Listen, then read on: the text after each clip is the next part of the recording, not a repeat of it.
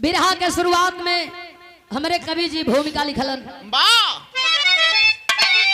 और भूमिका के एक एक लाइन में बड़ी उचित बात लिखलन। का लिखलन? व्योम बिथिका में उद्घोष करके सदा वीर विजयी पताखा उड़ाते रहे। आन पर जान देना गंवारा जिन्हें शान सम्मान हरदम बचाते रहे। राजा रावण प्रतापी था पंडित महा और विश्व भर में कोई जिसका सानी नहीं। और जिंदगानी जवानी वृथा बाहुबल जब जमाने में रह जाए पानी नहीं।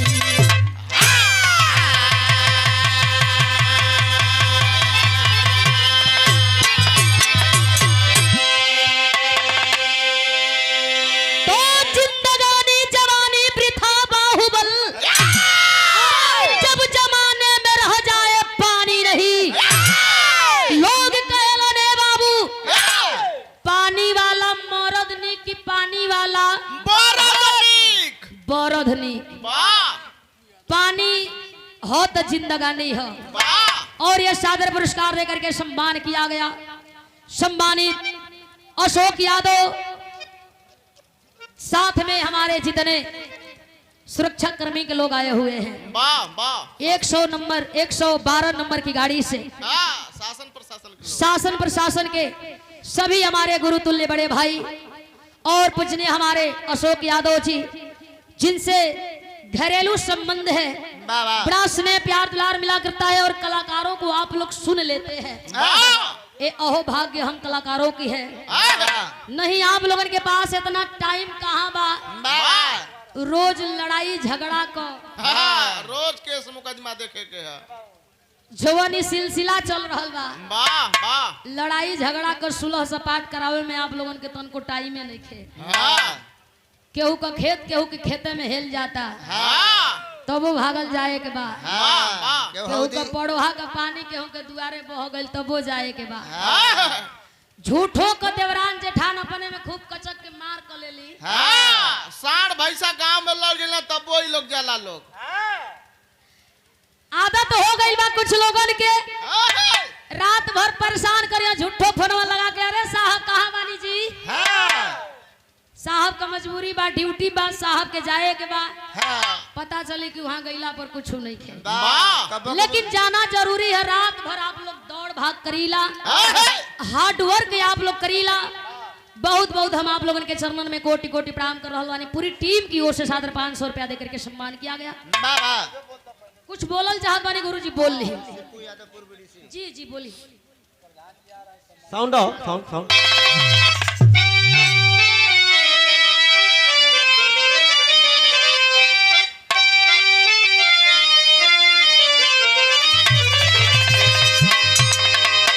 सही तरह दिखाओ कि कोई को तो बतिया।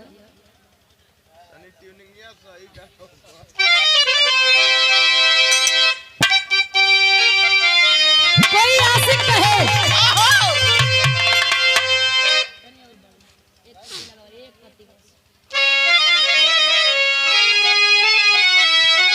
आशिक कोई मासूका से कहले रहल। का कहे? अरे इतने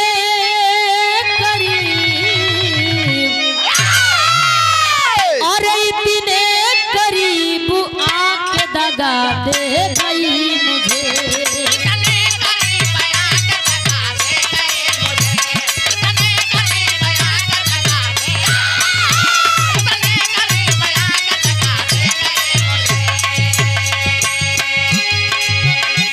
इतने करीब आके दगा दे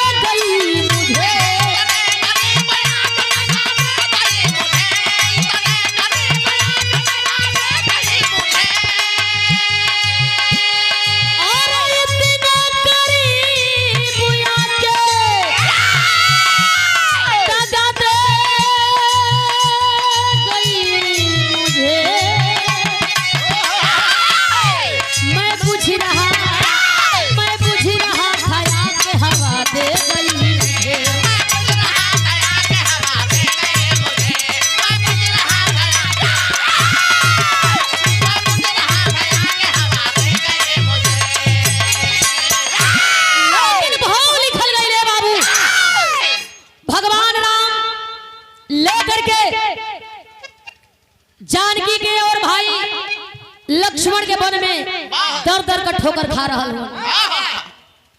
वही बीच में रावण जानकी का हरण कैलन। हनुमान पता लगौलो, पुल बनाई लंका पर। हनुमान भगवान राम और सेना लंका पर चढ़ाई कैलन। जा करके लंका पर भगवान राम ओ विशाल रावण का वध कैलन। लंका में जतनी बलवान विद्वान राक्षस कुल से प्राणी हुन सबकर अंत भइल। लोग कहेला कि लंकावा जोर के राखी हो गई, जबकि इतिहास गवाह बा, पढ़ल लिखल लोग कहेला कि सोना कबो राखी ना होला। मालिक की मर्जी हो सकती है, राखी भी हो सकत हो और ना भी हो सकत हो, दुविधा हो। लेकिन जब लंका विनाश की ओर हो गई, लंका का सगरी राजा प्रजा मराए लगलन। कहल जाला कि 1 लाख बेटा 1.25 लाख नाती, ता रावण घर दिया न बाती। जब सभे मरा गईले बाबू, भगवान राम सीता समेत हनुमान द्वारा वो लंकवा से अयोध्या के प्रस्थान कैलन हो। और जब अयोध्या में अइलो तो अयोध्या के लोग बड़ी खुश हो गईलन। घी का दीप जला करके भगवान राम का भव्य लोग स्वागत कैलन, आरती उतारत हुन। अब जे जानकी के रूप में गई हल, लक्ष्मी का रूप हो गई। माई जानकी का स्वागत एगो लक्ष्मी रूप में कैल गई। 9 दिन का नवरात्र पूरा होई, खत्म हो जाई।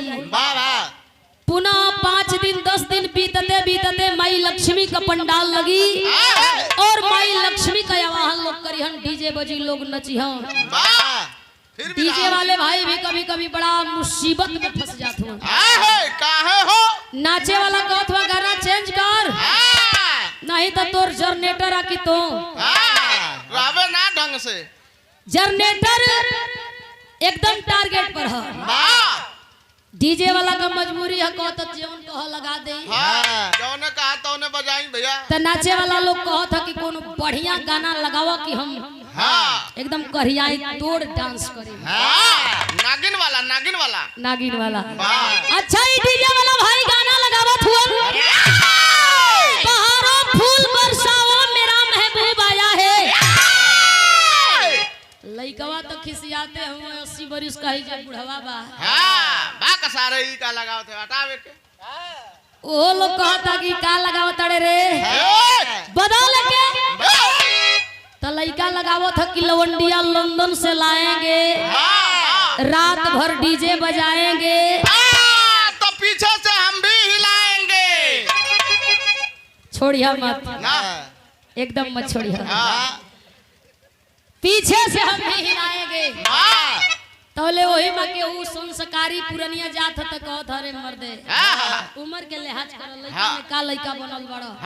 बदल दो भैया गाना बदल दो, बहन बेटी बैठल बाड़ी त डीजे वाला गाना बदल देता। डीजे वाला बजावत हुन कि श्री राम जानकी बैठे हैं मेरे सीने में,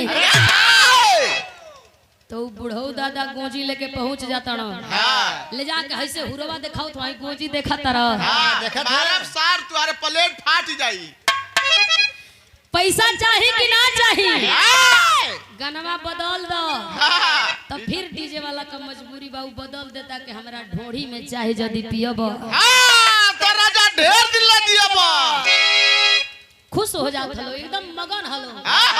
कहता लोग पतोहिया के भी आओ देखता है का बजावत आया। सिलेंडर का काम खत्म अब के हुआ सुन ले, देख कितना निक लगौले। ले ई हाल हो गई। हां 1250 का भाड़ा था, हटावे के। यह सादर पुरस्कार देकर के सम्मान किया गया इस महफिल के हीरो और इस कार्यक्रम के मुखिया। तो लोग सवाल करे लगल कि तू बड़ा एकदम हई है, विशाल रावण के कैसे मरला। भगवान राम कल हम केहू के न मरले है न मुहौले है। हनुमान जानकी का पता लगौला ये लंका पर पुल बहुलवा में कुल काम ताई बनरा कैलो से। भगवान कहलन कि हम कुछ नहीं थी कैले, ये हनुमान जी जवन जवन करौला हम तवन तवन कैली। हनुमान के चलते लंका पर विजय प्राप्त कैली, लेके जानकी के अयोध्या अइली। अयोध्या के लोग खुश बाड़न एकदम मगन हुवन वाह नाच रहल हुवन गा रहल हुवन लेकिन बिरहवा में भाव कवि जी लिखलन हो लंका में बचल केहू ना का लिखलन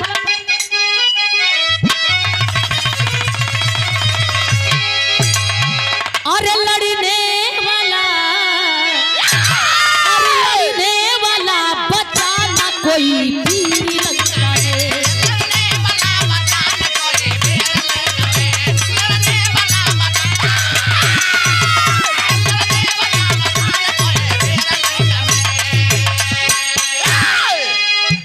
लड़ने वाला बचा ना कोई वीर लंका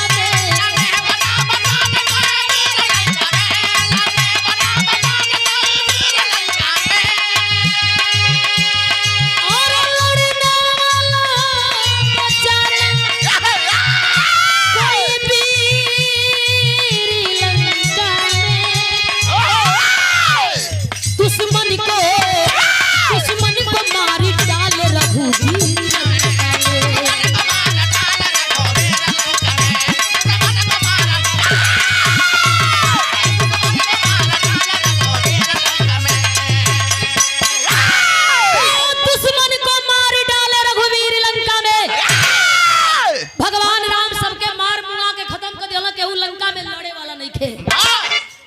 अब लंका का राजा के बनी लंका के चलाई के हो एकदम लंका सुनबा वाह जेहर ताका ओहर एकदम खाली उजरे उजर लौकत ह हाँ, भयभीत लोग होत हुन ताक के वाह वाह ओही लंकावा का वारिस जेकर नाम बतावल गइल मुल्कासुर ई मुल्कासुर के रहल के हो रावण का भाई कुंभकर्ण हाँ, कुंभकर्ण का बेटा मुल्कासुर वाह मूल नक्षत्र में पैदा हो गई रहल हमारे आपके धर्म में हमारे आपके घर गांव में जिला जवार में हर रोज कुछ ना कुछ नया घटना घट रहल बा कबो कबो कोनो कोनो लइका लमेरा पैदा होला लमेरा हाँ तनी सब बादर गरजी हाँ तो तुरंत ओकर कोठिली में धरी लोग तो के चोरावे के पड़ेला हाँ, एक आध गो लइका जवने का बूंद पड़ जाला फिर तेजी में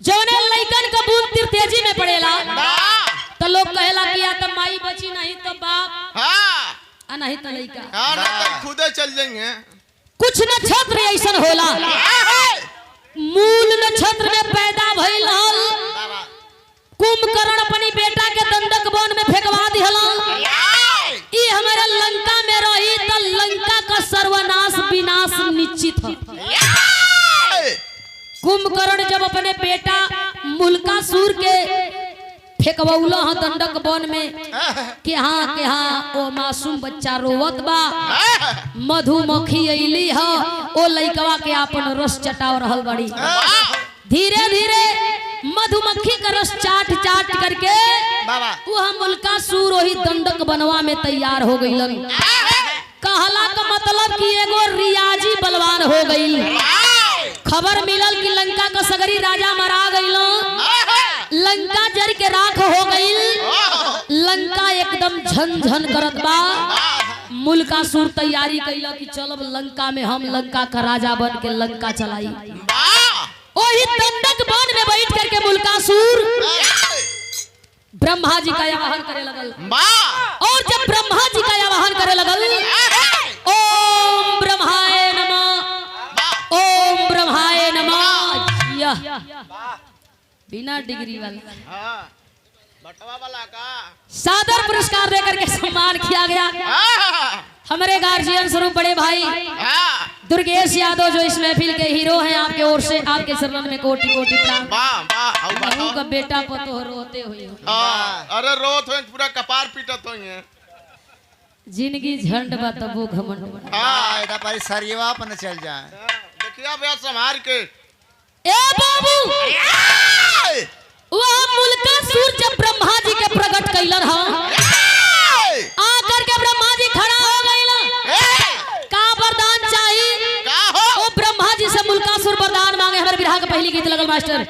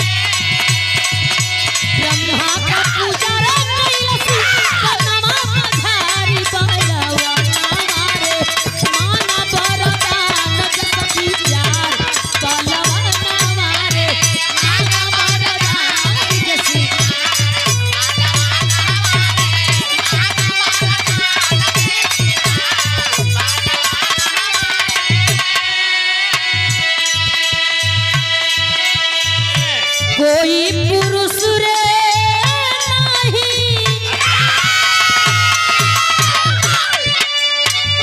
कवनो पुरुष रे नहीं करे मोर संधारी बलवा हमारे कवनो पुरुष रे नहीं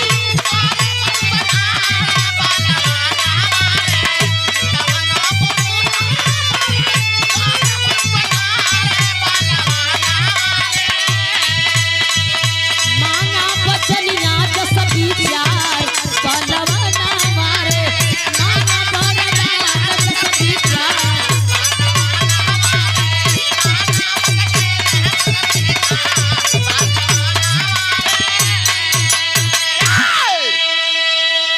अपने भक्ति के दम पर वह मुल्कासुर ब्रह्मा जी के प्रकट कर लेलस।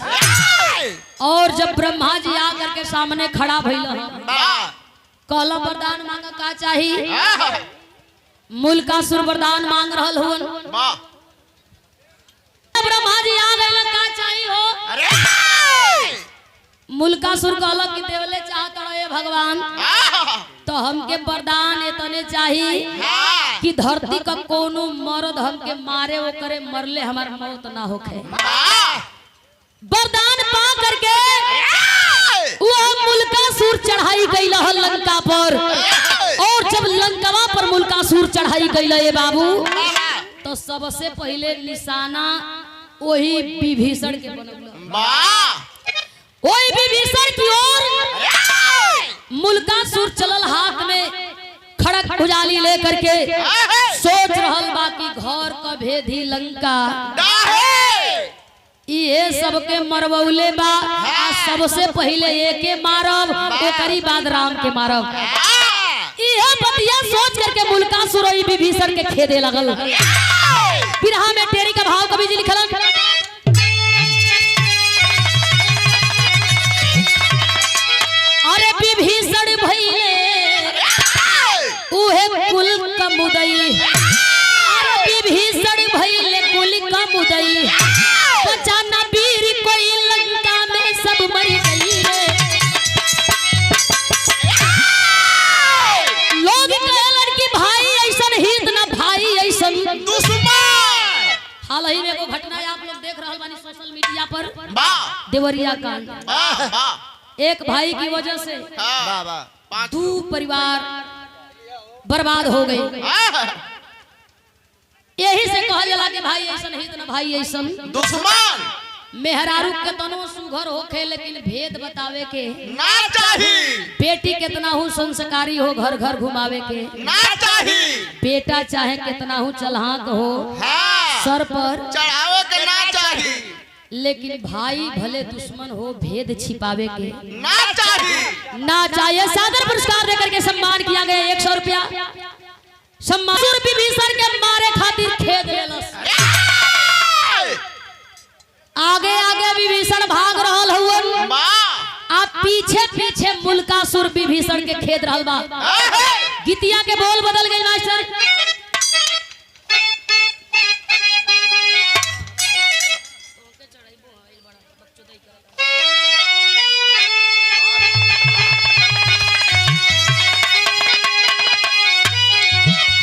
गीत के मल्लाह भाई लोग गावेला 4 बजे भोर में लोग जालन रोरी फेंकेलन लोग गंगा जी के जगावेलन। कैसे का लोग कहेला अरे तू हके चढ़ई बो मैया इहे नरियली चुनारिया होती गंगा तू हके चढ़ई बो नरियल चुनारिया होती गंगा बारी कई दागो झली मोर नेवारिया होती गंगा जी बारी कई दागो झली मोर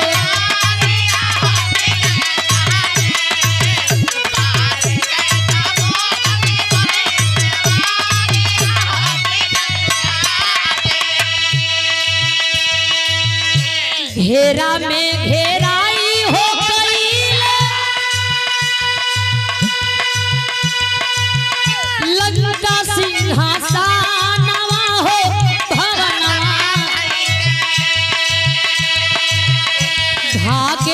विभीषण लेके जानवा हो भवनवा के भागेला विभीषण लेके जानवा हो।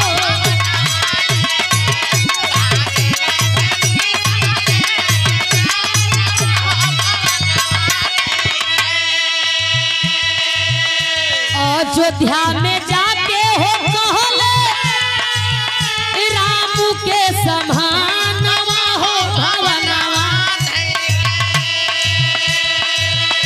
अयोध्या में जाके हो कहले राम के समानवा हो भवनवा। गाढ़े में पड़ी गई मोर परानवा हो भवनवा।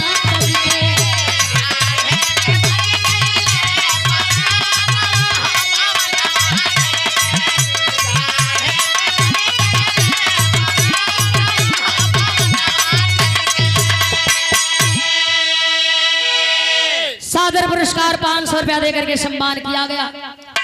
सिपाही मऊ के धरती से Pramod radio YouTuber Pramod radio के चैनल पर आप हर गाना के सुन सकत बानी। यहाँ जवन प्रोग्राम चल रहा बा कल आप लोग चैनल के सब्सक्राइब कइल जाई।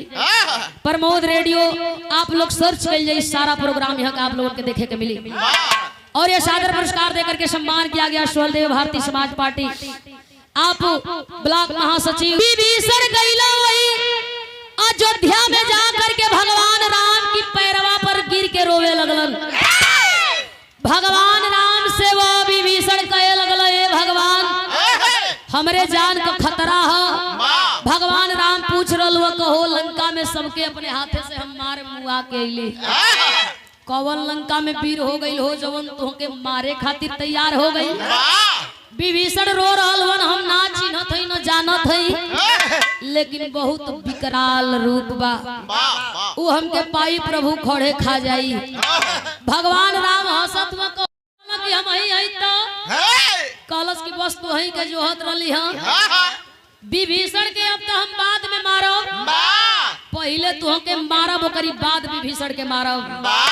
भगवान राम कहला जब मरद हुआ रणभूमि में समने वही लंका के रणभूमि में मुल्कासुर और भगवान राम के बीच में लड़ाई होके लगल। गीत वो घड़ी का बात जौने घड़ी हमारे रामदेव गुरु बुल्लू गुरु का जवानी रहल। अपने जवानी में गीतिया के लोग गौलन कैसे गावो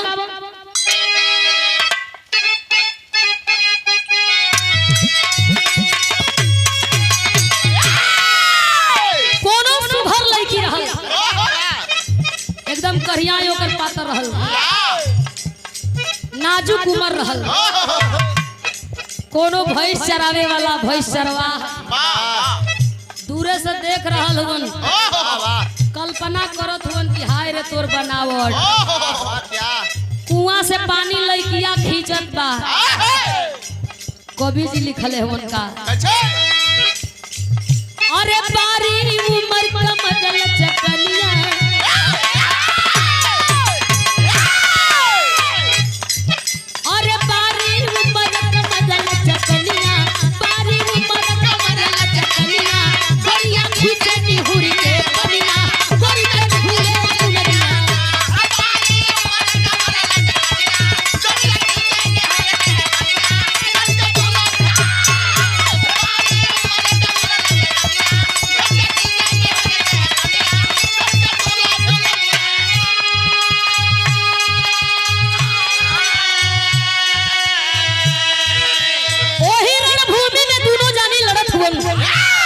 भगवान राम अपने धनुष पर बाण चढ़ा के मार रहे हो।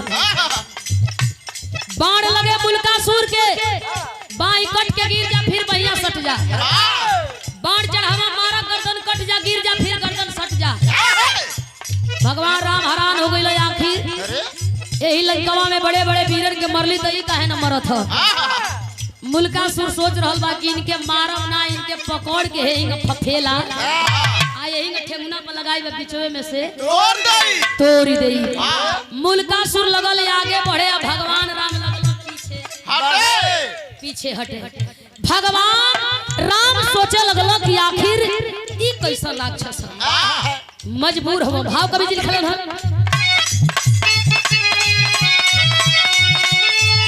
अरे पारी न पवल रघुपरी कई के पारी न पवल रघुपरी कई के खूब लड़ाई ना हो मुदैया ना सिख कैलस कमैया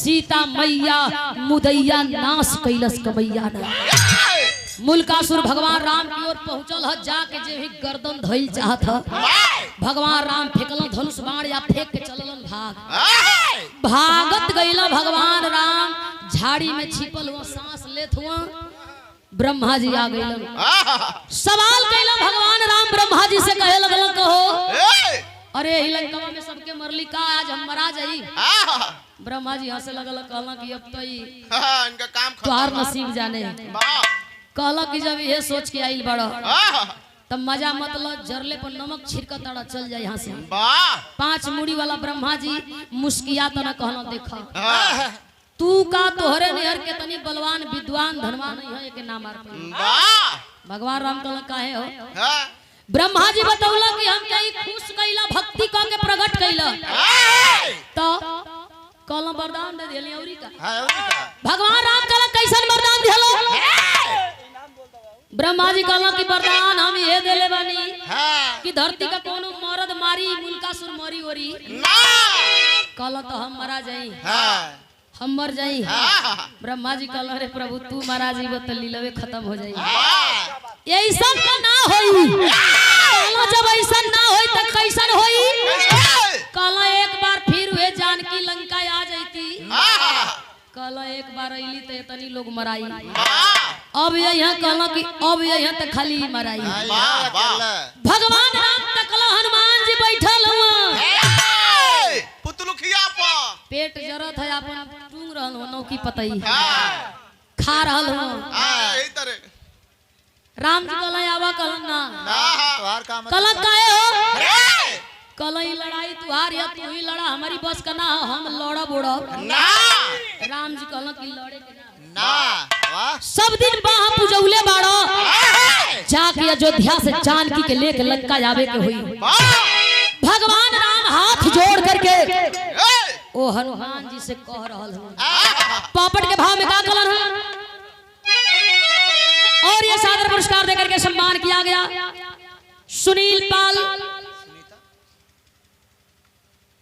चश्मा ना काहे भाई मित्रगढ़ के सहयोगी हां तू तो बतिया हमरी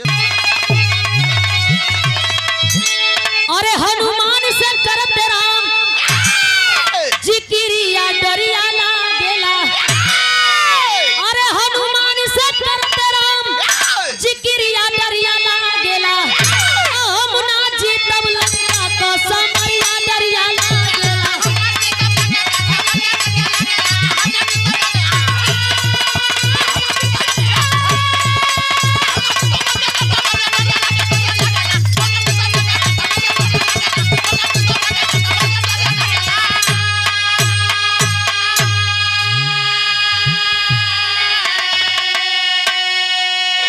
हम ना जीतम लंका को समरिया डरिया लागेला। हमरे मुंशी भैया की ओर से 15 साल बीडीसी का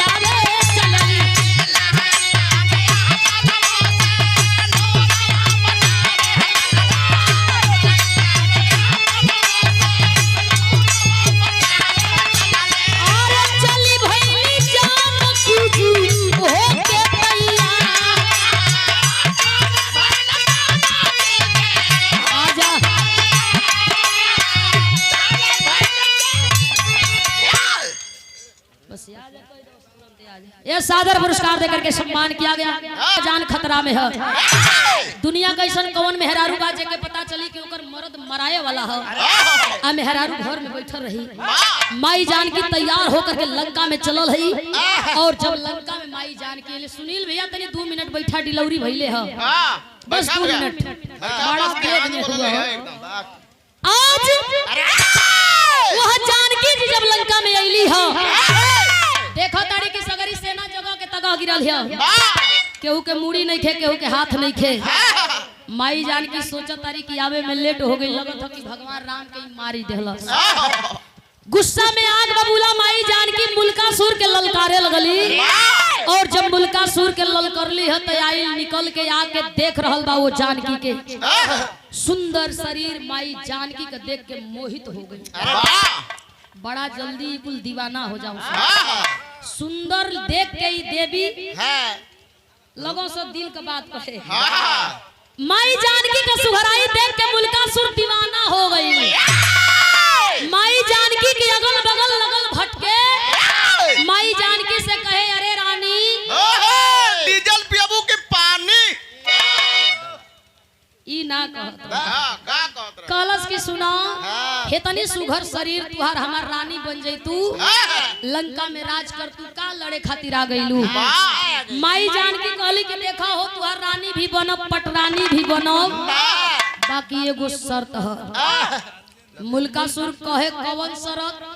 माई जानकी कहली है कि शर्त है कि जैसे राम रणभूमि छोड़ के भाग गइल अगर वो सही हमहू के हरा देबो हमहू रणभूमि छोड़ देई जवन कहब तवन करब तोहर पानी भरब। मुल्कासुर खुश हो गइल कि केहू मारे वाला तो पैदे नहीं थे। जब मर्द भगेड़ुआ हो गइल मेहरारू का करी लड़े खातिर तैयार हो गई। कहलस की लड़ब माई जानकी वही रणभूमि में ललकार दिहली है। आज जब ललकरली मुल्कासुर आइल एक तरफ मुल्कासुर और दूसरी तरफ माई जानकी के बीच में लड़ाई होके लगल। फिर आगे आखिरी भाव है और हमारे बहादुर भैया हारमोनियम के बड़े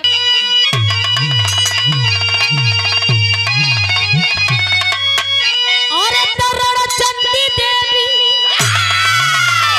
ए बाबू रण चंडी देवी आपन देखो वाली जलवा तखाती के पहिरे मारनिया हो मुड़ी कमला।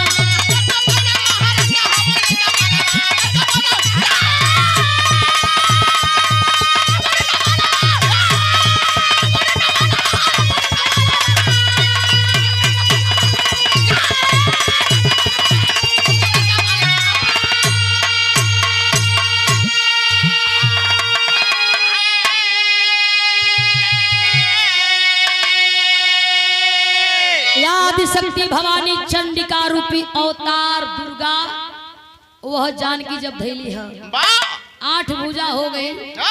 जब 8 भुजा भइल खप्पर अपन खड़क भुजा ली लेकर के माई जानकी खड़ा भइल कहली ये गई मानी होनी काली मान जो कहे ना कहे मान जो कहे ना काली तो ले आई कलश की तोहके जोले रानी बनाई ना तोले छोड़ ना गुस्सा में आग बबूला माई जान की पकड़ली है छोटा उठा करके हाथ में खपर और भुजाली मरली गर्दन कट गई और जब गर्दन कटल हो ओही रणभूमि में मुल्कासुर गिरल जय जयकार होखे लगल मुल्कासुर का समर बीच में कई दिहली संहार अरे गिर चरण पर लंकावासी करल जय जयकार प्यार के बरसे लागल पनिया हो हुड़ी के बल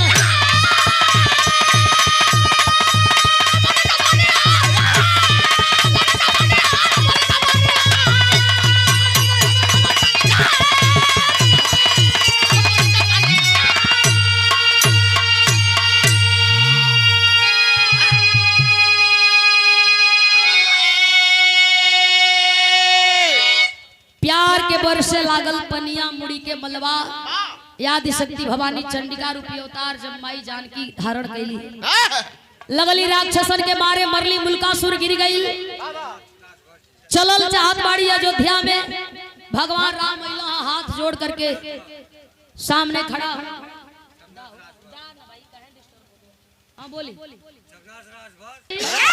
माई जानकी जाए लगली आइल विभीषण कहल की जात बाड़ू हमारी बदे कुछ कह माई जानकी ले गईली है राज सिंहासन पर बैठौली आज के बाद लंका में कोनो राक्षस पैदा न होई न कोनो राक्षस पैदा होई न तो के मारी विभीषण बड़ा खुश हो गई मगन है भगवान राम का कलाई धैली लेके चल दिहली है विभीषण को निडर राज देकर सीता महारानी राम के साथ सेना समेत चली अवध राजधानी तो ज्ञानी कही दैले कहानियां हो बूढ़ी के मन